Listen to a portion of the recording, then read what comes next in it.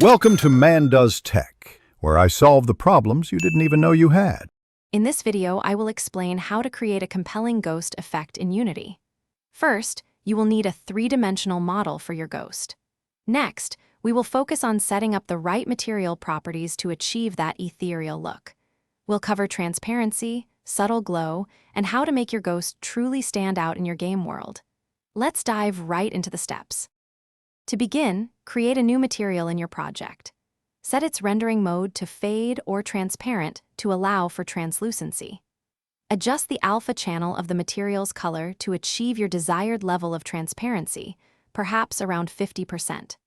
For more advanced effects, like a shimmering outline or distortion, you might explore using a custom shader, which offers greater control over the visual properties.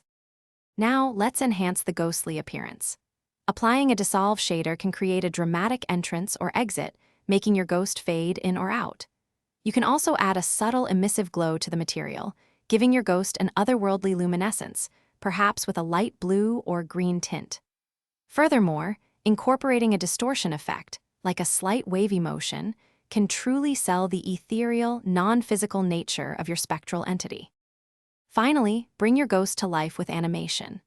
Animate the material's alpha value over time to create a dynamic fading or flickering effect, making it appear and disappear.